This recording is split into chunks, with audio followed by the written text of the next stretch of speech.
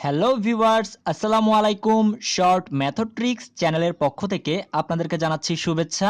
আমি আপনাদের সাথে আছি মোহাম্মদ আসাদুজ্জামান রুবেল। তো আজ আমি আপনাদের সাথে আলোচনা করব বাংলা ব্যাকরণের বর্ণ নিয়ে। তো আমি আপনাদেরকে আজকের এই বর্ণের যে প্রশ্নগুলো পরীক্ষাতে বারবার আসে এবং কিছু কঠিন প্রশ্ন আছে যা আমরা কনফিউশন হয়ে যাই যে কোনটি সঠিক উত্তর হবে। তো আজকের ভিডিওটি দেখার পরে ইনশাল্লাহ আপনাদের আর সমস্যা থাকবে না বর্ণ নিয়ে, এবং আপনাদেরকে জাস্ট একটি লাইন অর্থাৎ একটি শর্টকাট একটি লাইন মনে রাখার কৌশল শিখিয়ে দিব। আপনারা যদি সেই একটি লাইন মনে রাখতে পারেন তাহলে আপনারা এই বর্ণ থেকে আসা 60% প্রশ্নর অ্যান্সার দেখা মাত্র করে দিতে পারবেন। তো আজকের আমি আপনাদের সাথে মেইনলি যেই টপিকটা নিয়ে আলোচনা করতেছি অর্থাৎ বর্ণ, তো তার উপরে কিছু জিনিস অর্থাৎ কিছু প্রশ্ন লিখে রেখেছি, আপনারা স্ক্রিনে দেখতে পাচ্ছেন। 1 নাম্বার থেকে শুরু করে এভাবে বেশ কিছু প্রশ্ন। তো এই প্রশ্নগুলোর উত্তর আজকের ভিডিওটি শেষ করার পরে অর্থাৎ আমার বোঝানোর পরে পুরো টপিকটা নিয়ে আলোচনা করার পরে আপনারাই দেখবেন কত সহজে এই প্রশ্নগুলোর উত্তর দিতে পারেন। আজকের এই ভিডিওটিতে আপনারা বিসিএস, প্রাইমারি শিক্ষক, এনএসআই সহ সরকারি চাকরির বিভিন্ন প্রশ্নগুলো এখানে দেখতে পাবেন, এবং যারা ইউনিভার্সিটির যে পরীক্ষাগুলো দিবেন সেখানেও কিন্তু এই বর্ণ নিয়ে প্রচুর পরিমাণে প্রশ্ন আসে। তো আমি কিন্তু আপনাদের সাথে সবগুলো প্রশ্ন নিয়েই আলোচনা করব এবং কিভাবে উত্তরগুলো মুহূর্তের মধ্যে দাগাতে পারবেন তা নিয়েও আলোচনা করব। তো এভাবে করে আমি আপনাদের সাথে সবগুলো প্রশ্ন নিয়েই আলোচনা করব এবং কি কি উত্তর হবে এবং আপনাদেরকে প্রয়োজনীয় নোট স্বরূপ কি কি জিনিস জানতে হবে সবকিছুই আপনাদের সাথে আলোচনা করব। এবং সবার লাস্টে যে জিনিসটি রাখছি সেটি হচ্ছে শর্টকাট। আপনাদেরকে আগেই বলেছিলাম একটি লাইন শিখাবো, সেই একটি লাইন দিয়ে আমরা কিভাবে ছক তৈরি করে মুহূর্তের মধ্যে সকল প্রশ্নের উত্তর দিতে পারবো বর্ণ থেকে, তা নিয়েই আপনাদের সাথে আলোচনা করব। তো ভিউয়ার্স, চলুন আমরা ভিডিওটি শুরু করি। তো ভিউয়ার্স, প্রথমেই আমরা যেই জিনিসগুলো জানতে হবে অর্থাৎ আমাদেরকে যে প্রয়োজনীয় কিছু নোট আপনারা জেনে নেবেন সেটি হচ্ছে, একটু খেয়াল করলে আপনারা দেখতে পাবেন আমি এখানে বেশ কিছু লিখে রেখেছি। আর আপনাদেরকে অবশ্যই প্রথমে যে কথাটি বলতে চাই সেটা হচ্ছে, আপনারা ভিডিওটি যখন দেখছেন তখন একটি খাতা নিয়ে বসুন, আপনারা এই জিনিসগুলো নোট করে রাখুন। কারণ আপনারা এই ভিডিওটি এখন দেখলে মনে হবে আপনারা এখনই পারছেন, কিন্তু আপনাদের বেশ কিছুদিন পার হয়ে যাওয়ার পরে 10-15 দিন পরে আপনারা দেখবেন যে মনে হচ্ছে ভুলে যাচ্ছেন। তাই এর থেকে সহজ সমাধান হচ্ছে আপনারা লিখে রাখুন, আমার মতো করে এরকম নোট করে লিখে রাখুন। তো চলুন, প্রথমেই প্রয়োজনীয় নোট যেটি জানতে হবে আমাদেরকে, যে কয়টা জিনিস না জানলেই নয়, তা হচ্ছে বর্ণ কি। বর্ণ হচ্ছে ধ্বনি নির্দেশক প্রতীক। অর্থাৎ বর্ণটা কি? বর্ণ হচ্ছে ধ্বনি নির্দেশক প্রতীক। এটা কিন্তু প্রচুর পরিমাণে চাকরির পরীক্ষাতে এটি আসে।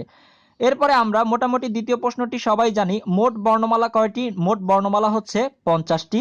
এর মধ্যে স্বরবর্ণ হচ্ছে 11টি এবং ব্যঞ্জন বর্ণ হচ্ছে 39টি।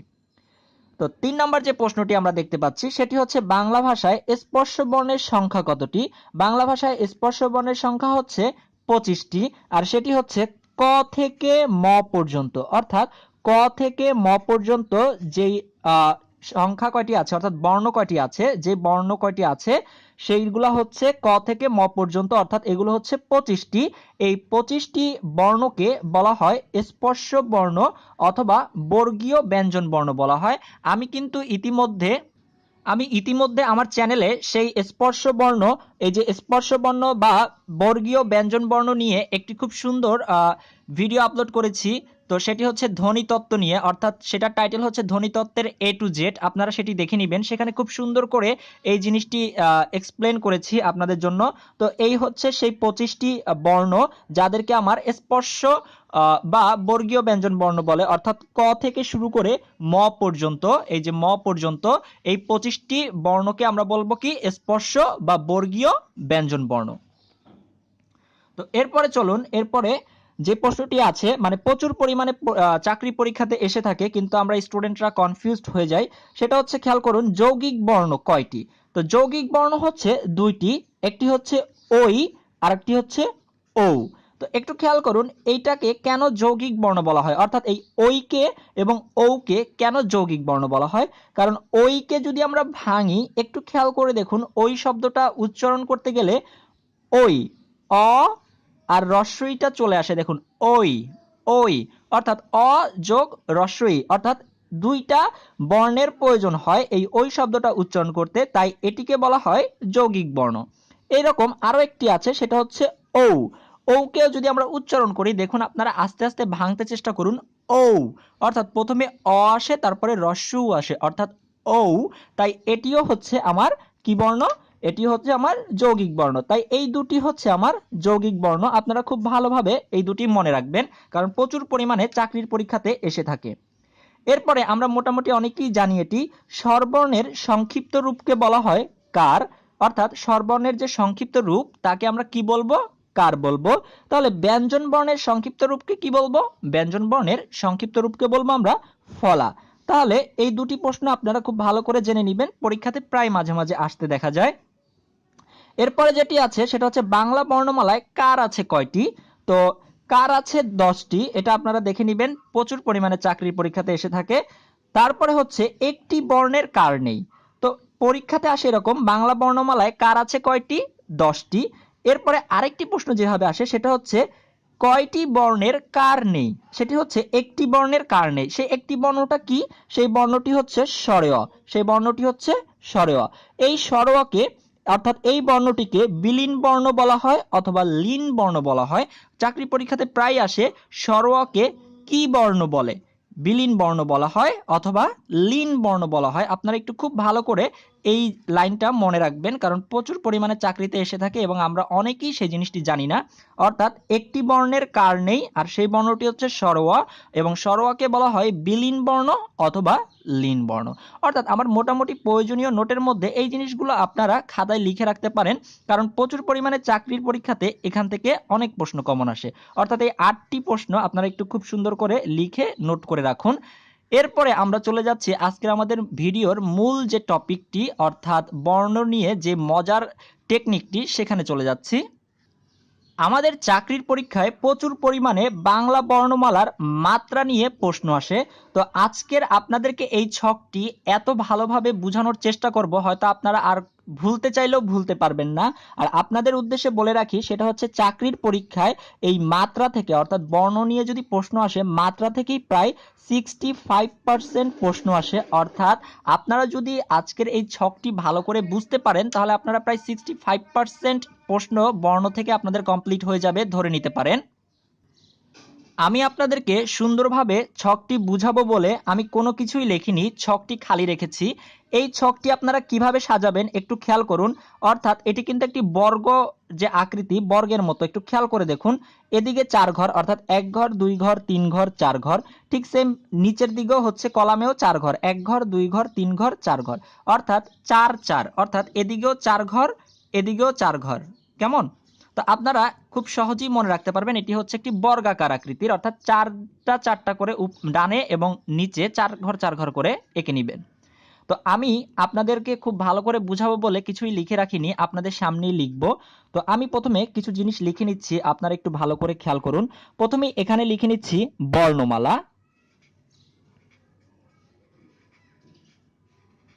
অর্থাৎ বাংলা বর্ণমালা। বাংলা বর্ণমালার মধ্যে কি কি আছে? বর্ণ, স্বরবর্ণ আছে, ব্যঞ্জন বর্ণ আছে, তাই তো? তাহলে এখানে লিখবো আমরা আগে স্বরবর্ণ। আরেকটি কি আছে? একটি হচ্ছে স্বরবর্ণ, আরেকটি হচ্ছে ব্যঞ্জন বর্ণ।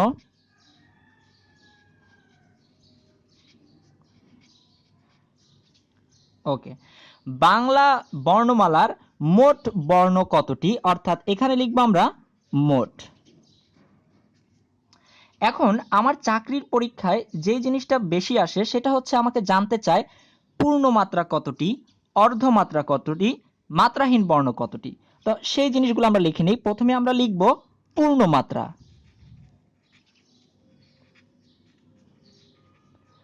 তারপরে লিখে নিব অর্ধমাত্রা,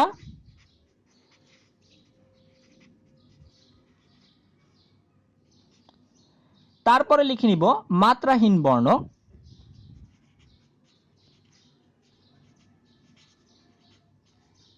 তো আমার মোটামুটি লেখা শেষ। তো আপনারা খুব ভালোভাবে একটু খেয়াল করুন। তারপরে আমি এই শর্টকাট যে লাইনটি লিখে রেখেছি, অর্থাৎ এক থাপ্পড় দিয়ে 32টি দাঁত ফেলে দিব। অর্থাৎ এই ছোট্ট লাইনটির দ্বারা আমরা সবগুলা জিনিস বের করে ফেলতে পারবো। তো আমি এই লাইনটিতে পরে আসছি। আগে আমি যে জিনিসগুলো লিখে নিতে চাচ্ছি সেটি হচ্ছে, আমরা সকলেই জানি স্বরবর্ণ, অর্থাৎ বাংলা বর্ণমালায় স্বরবর্ণ হচ্ছে কতটি? স্বরবর্ণ হচ্ছে 11টি। এটা আমরা সবাই জানি, ছোটবেলা থেকেই পড়ে আসছি। আচ্ছা, তাহলে ব্যঞ্জন বর্ণ আছে কয়টি? ব্যঞ্জন বর্ণ আছে 39টি। আচ্ছা, এবার তাহলে খেয়াল করি, আমরা স্বরবর্ণ 11টি, ব্যঞ্জন বর্ণ 39টি, তাহলে মোট বর্ণ কতটি পাই? দুইটা যোগ করে দিব, অর্থাৎ যোগ করলে হয় আমার মোট বর্ণ হচ্ছে 50টি। তো এইখান থেকেও কিন্তু প্রশ্ন আসে, অর্থাৎ এরকম প্রশ্ন আসতে দেখা যায়, বাংলা বর্ণমালায় স্বরবর্ণ কতটি? তখন আমরা দাগাবো 11টি। ব্যঞ্জন বর্ণ কতটি? 39টি। এবং মোট বর্ণ কতটি? 50টি। কিন্তু আমার যে শর্টকাট টেকনিক দিয়ে আমরা যেটা মনে রাখবো সেটা হচ্ছে পূর্ণমাত্রা, অর্ধমাত্রা, মাত্রাহীন বর্ণ। কেন আমি এভাবে মনে রাখবো সেটা আপনাদের সাথে সবার শেষে বলবো। তো চলুন এবার আমরা যে জিনিসটি জানবো, অর্থাৎ আমাদের যে মেইন লাইন, অর্থাৎ এক থাপ্পড় দিয়ে 32টি দাঁত ফেলে দিব। হ্যাঁ, আপনারা কেউ কিছু মনে করবেন না, আপনাদেরকে বলছি না, এটা হচ্ছে আমার মনে রাখার জন্য, আপনারা নিজেরা মনে রাখতে পারবেন এই লাইনটি দিয়ে। অর্থাৎ এক থাপ্পড় দিয়ে 32টি দাঁত ফেলে দিব।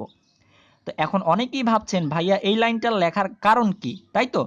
একটু খেয়াল করুন, 32টি দাঁত আমরা কথায় কথায় বলি না বন্ধুদের সাথে বা কারোর সাথে, যে এক থাপ্পড় দিয়ে 32টি দাঁত ফেলে দিব। তো হ্যাঁ, ঠিকই বলি, কারণ 32টি দাঁত কাদের উঠে একটু খেয়াল করুন তো। 32টি দাঁত কিন্তু ছোট বাচ্চাদের উঠে না, মানে যাদের 3 বছর, 4 বছর, 5 বছর বয়স, কথার কথা, এদের কিন্তু 32টি দাঁত উঠে না। 32টি দাঁত কাদের উঠে? যারা পূর্ণবয়স্ক, তাই না? অর্থাৎ পূর্ণবয়স্ক লোকদেরই কিন্তু 32টি দাঁত উঠে, পূর্ণবয়স্ক লোক, তাই না? পূর্ণ বয়স্ক লোকদেরই কিন্তু 32টি দাঁত উঠতে দেখা যায়, তাই তো? আচ্ছা, তাহলে পূর্ণবয়স্ক লোকদের 32টি দাঁত উঠে। তাহলে আমরা কিভাবে চিনব? একটু খেয়াল করি, মোট বাংলা বর্ণমালা আছে কয়টি? 50টি। এর ভিতরে পূর্ণবয়স্ক, অর্থাৎ দেখুন একটা মানুষ যখন পূর্ণবয়স্ক হয় তারই তখন 32টি দাঁত হয়। তাই পূর্ণ মাত্রা, এই পূর্ণর সাথে মিলিয়ে, অর্থাৎ পূর্ণবয়স্ক, পূর্ণমাত্রা, তাই আমরা লিখতে পারি যে বাংলা বর্ণমালায় 50টি বর্ণের মধ্যে 32টি হচ্ছে পূর্ণমাত্রা। ওকে? আর পূর্ণমাত্রা বলতে আমি কি বুঝিয়েছি? পূর্ণবয়স্ক, কারণ পূর্ণবয়স্ক লোকদেরই 32টি দাঁত উঠে, তাই পূর্ণমাত্রা কতটি? পূর্ণমাত্রা 32টি। ওকে, তাহলে আমরা পূর্ণমাত্রা পেয়ে গেলাম 32টি। তাহলে এবার আমরা অর্ধমাত্রা কতটি, অর্থাৎ মোট বর্ণের ভিতরে পূর্ণমাত্রা যদি 32টি পেয়ে যায়, তাহলে অর্ধমাত্রা কতটি সেটি কিভাবে বের করব? একটু খেয়াল করুন, আমি যেহেতু দাঁত দিয়ে উদাহরণ দেখাচ্ছি আপনাদেরকে, অর্থাৎ 32টি দাঁত। আচ্ছা, খেয়াল করুন তো, আমাদের যে উপরের চোয়াল আছে এবং নিচের চোয়াল আছে, তাই না? যদি দাঁত হয় 32টি, তাহলে দুই ভাগে সমান ভাগে ভাগ হবে, অর্থাৎ উপরের যে চোয়াল সেই চোয়ালের দাঁত থাকবে কতটি? 16টি। আবার নিচের যে চোয়াল সেই নিচের চোয়ালে দাঁত থাকবে কতটি? 16টি, কারণ 16 16 মোট দাঁত হচ্ছে কতটি? 32টি। আচ্ছা, একটু খেয়াল করুন, আমার যদি উপরের যে চোয়ালটা সেটা নেই, শুধু আমি যদি উপরের চোয়ালটা নেই, অর্থাৎ এই উপরের চোয়ালটা নিলাম, উপরের চোয়ালে দাঁত আছে 16টি। তো এই 16 এর যদি অর্ধেক করি, কারণ আমাকে বের করতে বলেছে অর্ধমাত্রা, অর্থাৎ অর্ধেক, তাই তো? তাহলে উপরের চোয়ালের দাঁত আছে আমরা জানি 16টি, তাহলে 16 এর অর্ধেক অর্থাৎ অর্ধমাত্রা, 16কে যদি আমরা 2 দ্বারা ভাগ করি তাহলে আমরা পেয়ে যাচ্ছি 8। তাহলে অর্ধমাত্রা কতটি? অর্ধমাত্রা হচ্ছে 8টি। একদম সহজ। তাহলে এবার একটু খেয়াল করি আমরা, যে মোট বর্ণ আছে 50টি, তার মধ্যে পূর্ণমাত্রা যদি হয় 32টি, অর্ধমাত্রা পেয়ে গেলাম 8টি। তাহলে 8 আর 32 যোগ করলে হয় 40, আর মোট বর্ণ আছে 50টি। তাহলে বাকি থাকে কতটি? 50 থেকে যদি আমরা 32 আর 8 যোগ করে পাই 40, অর্থাৎ 50 থেকে যদি 40 বাদ দিয়ে দেই তাহলে আমরা পেয়ে যাচ্ছি 10, তাই তো? তাহলে আমাদের মাত্রাহীন বর্ণ হচ্ছে 10টি। তাহলে আমাদের যদি এখন পরীক্ষাতে আসে যে বাংলা বর্ণমালায় মোট বর্ণ কতটি, আমরা দাগাবো 50টি। যদি বলে এর মধ্যে পূর্ণমাত্রা কতটি, আমরা দাগাবো 32টি, কারণ আমরা পূর্ণ পূর্ণ দেখলেই ভাববো পূর্ণবয়স্ক, পূর্ণবয়স্ক লোকদেরই দাঁত উঠে 32টা। ওকে, ফাইন। এবার 32টা দাঁত দুই চোয়ালে থাকে, তাই না? তাহলে উপরের চোয়ালে থাকে 16টা, নিচের চোয়ালে থাকে 16টা। কিন্তু আমাকে বলেছে অর্ধমাত্রা, তার মানে অর্ধেক, অর্থাৎ একটি চোয়ালের অর্ধেক দাঁত। তার মানে উপরে যদি 16টা থাকে 16 এর অর্ধেক হচ্ছে 8, তার মানে অর্ধমাত্রা হচ্ছে 8টি। তো আমি অর্ধমাত্রা পেয়ে গেলাম, পূর্ণমাত্রা পেয়ে গেলাম, এই দুটো যোগ করলে পাই 40। 50 থেকে যদি আমরা 40 বাদ দিই তাহলে বাকি থাকে 10, তার মানে মাত্রাহীন বর্ণ হচ্ছে আমার 10টি। ওকে, এখন মেইন কথায় আসি। অনেকেই বলতে পারেন ভাইয়া এইগুলো তো আমরা মুখস্থই রাখতে পারি যে পূর্ণমাত্রা আছে 32টি, অর্ধমাত্রা আছে 8টি, মাত্রাহীন বর্ণ আছে 10টি। এখন আমার কথা হচ্ছে আপনারা মনে রাখতে পারেন, কিন্তু যেই জায়গাটাতে গিয়ে সমস্যায় পড়তে হবে সেটি হচ্ছে প্রশ্ন যদি একটু হার্ড হয় অর্থাৎ কঠিন আসে তাহলে আমরা সমস্যায় পড়ে যাই। সেটা হচ্ছে যদি আপনাকে প্রশ্ন করা হয় এরকম যে বাংলা বর্ণমালার স্বরবর্ণের মধ্যে অর্ধমাত্রা আছে কতটি, অর্থাৎ অর্ধমাত্রা জানতে যাচ্ছে, তাহলে আপনি অনেক সমস্যায় পড়ে যাবেন কি হবে। অথবা জানতে চাইলো ব্যঞ্জন বর্ণের মধ্যে মাত্রাহীন বর্ণ কতটি, তখন আপনার অনেক সমস্যায় পড়ে যাবেন। অথবা জানতে চাইলো স্বরবর্ণের মধ্যে পূর্ণ মাত্রা আছে কতটি, তখন আমাদের আসলে সমস্যার মধ্যে পড়তে হয়। তো সেই সমস্যাটা দূর করার জন্য আমরা কি করব একটু খেয়াল করুন ভালো করে। আমরা প্রথমে স্বরবর্ণ এবং ব্যঞ্জন বর্ণ নিয়ে আলোচনা করব। তো প্রথমে স্বরবর্ণ নিয়ে আলোচনা করি। আমরা সকলেই জানি স্বরবর্ণ কোনগুলো: স্বরওয়া, স্বরেয়া, রস্বই, দীর্ঘই, রস্যু, দীর্ঘ, রি, এ, ওই, ও। তো আমরা এই জিনিসগুলো লিখে ফেলবো। এখানে স্বরবর্ণ আছে না, একটু আপনাদের বুঝার জন্য আমি কিন্তু এখানে আপনাদেরকে বুঝাচ্ছি, তাই অনেক লম্বা মনে হচ্ছে। তো একটু খেয়াল করুন, স্বরবর্ণগুলো আমি লিখে ফেলতেছি। স্বরওয়া, স্বরেয়া, রস্বই, দীর্ঘই, রস্যু, দীর্ঘ। তারপরে আছে রি, এ, ওই, ও এবং ও। তো দেখুন আমি কিন্তু সিরিয়াল অনুসারে স্বরবর্ণগুলো লিখে রেখেছি। শুধু আপনারা যেই জিনিসটি মনে রাখবেন সেটা হচ্ছে আপনারা ঠিক সেম সিরিয়াল অনুসারে লিখবেন। শুধুমাত্র এই যে রি যেটা আছে, রিটাকে অর্ধমাত্রার ঘরে লিখে ফেলবেন, তাহলে আপনার কাজটা খুব সহজ হয়ে যাবে। অর্থাৎ অর্ধমাত্রা কয়টি? অর্ধমাত্রা আছে একটি, সেটি হচ্ছে রি। তাহলে অর্ধমাত্রা আমরা কতটি পেলাম? অর্ধমাত্রা পেলাম একটি। জাস্ট এই জিনিসটা আপনারা মনে রাখলে আপনাদের কাজটুকু শেষ। অর্থাৎ অর্ধমাত্রাটা আপনারা স্পেশালি মনে রাখবেন, শুধু স্বরবর্ণের মধ্যে অর্ধমাত্রা হচ্ছে রি এর, কারণ দেখুন রি এর এখানে শুধু অর্ধেক মাত্রা টানা হয়েছে। ওকে, আচ্ছা, তাহলে একটা জিনিস খেয়াল করুন, রি এর বাম পাশে কতটি বর্ণ আছে? একটি, দুটি, তিনটি, চারটি, পাঁচটি, ছয়টি। তার মানে স্বরবর্ণের ভিতরে পূর্ণ মাত্রা হচ্ছে 6টি। এবং মাত্রাহীন বর্ণ কয়টি? এ, ওই, ও, ও। অর্থাৎ মাত্রাহীন বর্ণ হচ্ছে 4টি। দেখুন আমরা কিন্তু খুব সহজেই পেয়ে গেলাম। অর্থাৎ আমরা স্বরওয়া থেকে শুরু করে ও পর্যন্ত লিখে ফেললাম। এর মাঝখানে রি যেটা, রিকে আমরা অর্ধমাত্রার ঘরে লিখে রাখবো। অর্থাৎ একমাত্র যে বর্ণটি হচ্ছে রি, সেটি হচ্ছে অর্ধমাত্রা স্বরবর্ণের। আর এর বাম পাশে যেগুলো আসবে সিরিয়াল অনুসারে সেগুলো হচ্ছে 6টি হচ্ছে পূর্ণমাত্রা স্বরবর্ণের এবং ডান পাশে 4টি হচ্ছে মাত্রাহীন। এবার দেখুন আমার কাজটা কতটা সহজ হয়ে গিয়েছে। সেটা হচ্ছে আমার ব্যঞ্জন বর্ণগুলো এমনিতেই বের হয়ে যাবে। কিভাবে বের হবে একটু খেয়াল করুন। এবার খেয়াল করুন, আমার মোট পূর্ণমাত্রা হচ্ছে 32টি, এর মধ্যে স্বরবর্ণের পেয়ে গেলাম 6টি। তাহলে বাকি যেটা থাকে সেটা হচ্ছে ব্যঞ্জন বর্ণ। অর্থাৎ আমরা 32 থেকে 6 বিয়োগ করে দিব, অর্থাৎ 26টি। অর্থাৎ 26টি হচ্ছে পূর্ণমাত্রা, ব্যঞ্জন বর্ণের মধ্যে 26টি হচ্ছে পূর্ণমাত্রা। ঠিক সেম একই রকম ভাবে আমার এখানে অর্ধমাত্রা হচ্ছে মোট 8টি। বাংলা বর্ণমালায় অর্ধমাত্রা হচ্ছে মোট কতটি? 8টি। এর মধ্যে স্বরবর্ণের মধ্যে আমরা পেয়ে গেছি একটি, তাহলে বাকি থাকে কতটি? আর 7টি, কারণ 7 আর 1 যোগ করলে হয় 8। তার মানে ব্যঞ্জন বর্ণের মধ্যে অর্ধমাত্রা হচ্ছে কতটি? 7টি। ঠিক সেম একই রকম ভাবে আমি মাত্রাহীন বর্ণ মোট পেয়েছি কতটি? 10টি। তার মধ্যে স্বরবর্ণের মধ্যে যদি আমরা 4টে পেয়ে যাই তাহলে আর কতটি থাকে ব্যঞ্জন বর্ণে? 6টি, কারণ 4 আর 6 যোগ করলে হয় 10। তাহলে দেখুন খুব সহজেই কিন্তু আমরা এই ছকটা এঁকে ফেলতে পারি। এরপরে আমাকে যদি এখন প্রশ্নে বলে যে স্বরবর্ণের মধ্যে মাত্রাহীন কয়টি, আমরা মুহূর্তের ভিতরে দাগিয়ে দিব 4টি। যদি বলে মোট বর্ণমালার মধ্যে মোট পূর্ণমাত্রা কয়টি? 32টি। অর্থাৎ আমরা এইভাবে যদি এঁকে ফেলতে পারি মুহূর্তের মধ্যে, তাহলে কিন্তু আমরা সবগুলো প্রশ্নের উত্তর দিয়ে ফেলতে পারবো। তো এবার চলুন আমরা আমাদের সেই প্রশ্নগুলো আলোচনা করব এবং আপনারাই খুব সহজে উত্তর দিয়ে ফেলতে পারবেন প্রশ্ন দেখা মাত্রই। চলুন। তো ভিউয়ার্স, এবার আমরা প্রশ্নগুলো সলভ করা শুরু করব এবং প্রশ্নের শেষে আপনাদেরকে 4-5টি বাড়ির কাজ দিব। দেখবা আপনারা কতটুকু পেরেছেন, আপনারা তা কমেন্ট করে জানাবেন। তো চলুন আমরা প্রথম থেকে কিছু প্রশ্ন সলভ করি। প্রথমেই বলেছে বাংলা বর্ণমালায় অর্ধমাত্রার বর্ণ কয়টি, অর্থাৎ অর্ধমাত্রা বর্ণ কয়টি ছিল। তো আপনারা যদি সেই ছকটি দেখেন, অর্থাৎ বাংলা বর্ণমালায় অর্ধমাত্রার বর্ণ ছিল মোট কয়টি, অর্থাৎ অর্ধমাত্রার বর্ণ ছিল 8টি।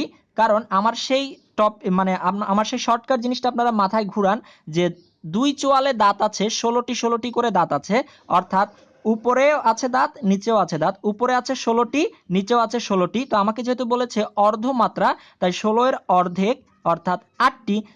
বাংলা বর্ণমালায় অর্ধমাত্রার বর্ণ আছে কয়টি?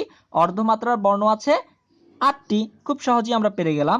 এরপরে দেখুন বাংলা বর্ণমালায় মাত্রাহীন বর্ণের সংখ্যা কয়টি, অর্থাৎ বাংলা বর্ণমালায় মাত্রাহীন বর্ণ কয়টি ছিল একটু খেয়াল করলে আমরা পাবো বাংলা বর্ণমালায় 32টি ছিল পূর্ণমাত্রা, অর্ধমাত্রা ছিল 8টি, অর্থাৎ 32 আর 8 যোগ করলে হয় 40, অর্থাৎ মোট বর্ণ 50 থেকে 40টি বাদ দিলে থাকে 10টি, অর্থাৎ মাত্রাহীন বর্ণ হচ্ছে কয়টি? মাত্রাহীন বর্ণ ছিল 10টি। এরপরে আপনারা 3 নাম্বার প্রশ্নটি দেখতে পাচ্ছেন, অর্থাৎ বর্ণ কি? বর্ণ হচ্ছে ধ্বনি নির্দেশক প্রতীক। আপনাদেরকে যে প্রয়োজনীয় নোটটির ভিতরে আমি লিখে দিয়েছিলাম, অর্থাৎ এই যে খেয়াল করুন, বর্ণ কি? বর্ণ হচ্ছে ধ্বনি নির্দেশক প্রতীক। তো আপনারা এটি মুখস্থ রাখতে চেষ্টা করবেন। এর পরের যে প্রশ্নটি আমরা দেখতে পাচ্ছি সেটি হচ্ছে বাংলা ভাষায় বর্ণের সংখ্যা কত, অর্থাৎ বাংলা ভাষায় মোট বর্ণ কতটি? এটা আমরা সবাই জানি মোটামুটি, তারপর আপনারা সেই ছক থেকে দেখে নিতে পারেন। মোট বর্ণ হচ্ছে 50টি। তাহলে বাংলা বর্ণমালায় বর্ণের সংখ্যা হচ্ছে মোট কতটি? মোট 50টি।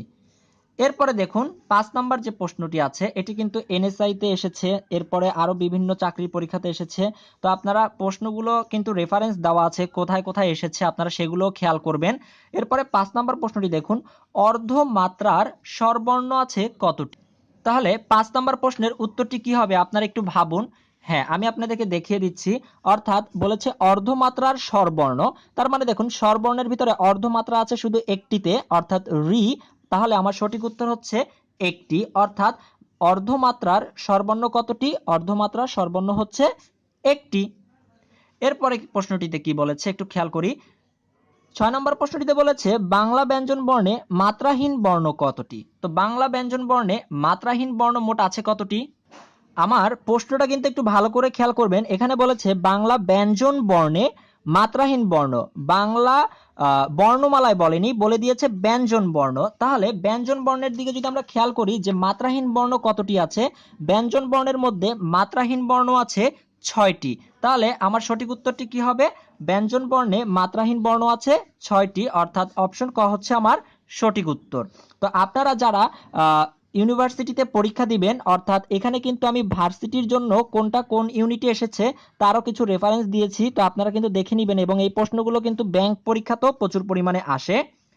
এরপরে যেটি দেখবেন সেটি হচ্ছে 7 নম্বর প্রশ্ন, স্বরবর্ণে পূর্ণমাত্রা বিশিষ্ট বর্ণ কয়টি? অর্থাৎ স্বরবর্ণের ভিতরে পূর্ণমাত্রা বিশিষ্ট কতটি বর্ণ আছে? তো আপনারা স্বরবর্ণের ভিতরে পূর্ণমাত্রা বিশিষ্ট বর্ণ আছে কয়টি? 6টি। সরওয়া, সরেয়া, রস্বই, দীর্ঘই, রস্যু, দীর্ঘ। অর্থাৎ স্বরবর্ণের ভিতরে আমার পূর্ণমাত্রা আছে 6টি। তাহলে স্বরবর্ণে পূর্ণমাত্রা বিশিষ্ট বর্ণ হচ্ছে কয়টি? 6টি, অর্থাৎ অপশন ক হচ্ছে আমার সঠিক উত্তর। এরপরে 8 নম্বর প্রশ্নে দেখতে পাচ্ছি ব্যঞ্জন বর্ণের সংক্ষিপ্ত রূপকে কি বলে? তো আমি আপনাদেরকে প্রয়োজনীয় নোটের ভিতরে লিখে দিয়েছি যে জিনিসগুলো আপনাদেরকে জানতে হবে, অর্থাৎ একটু খেয়াল করলে আপনারা দেখতে পাবেন ব্যঞ্জন বর্ণের সংক্ষিপ্ত রূপকে বলা হয় ফলা, আর স্বরবর্ণের সংক্ষিপ্ত রূপকে বলা হয় কার। যেহেতু আমাকে এখানে জানতে চেয়েছে ব্যঞ্জন বর্ণের সংক্ষিপ্ত রূপকে কি বলে, তাহলে ব্যঞ্জন বর্ণের সংক্ষিপ্ত রূপকে বলা হয় ফলা, অর্থাৎ অপশন গ হচ্ছে আমার সঠিক উত্তর। এরপরে 9 নাম্বার যে প্রশ্নটি আমরা দেখতে পাচ্ছি, কোন দুটি যৌগিক বর্ণ? আমি ইতিমধ্যে আপনাদেরকে আলোচনা করে দিয়েছিলাম যে যৌগিক বর্ণ কোন দুটি।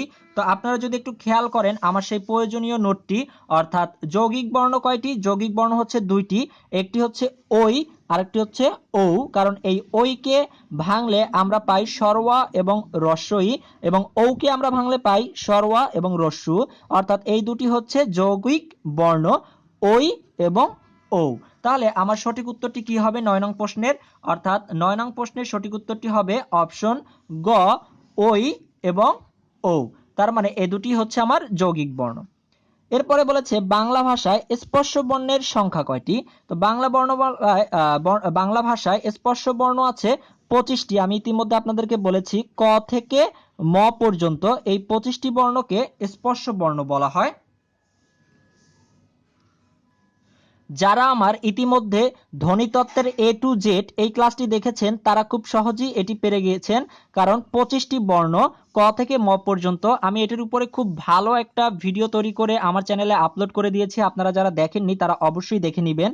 তো এরপরে যে প্রশ্নগুলো দেখতে পাচ্ছি 11 থেকে 14 পর্যন্ত, এই প্রশ্নগুলো আমি সলভ করে দিব না, এগুলো আপনারা নিজেরা চেষ্টা করবেন।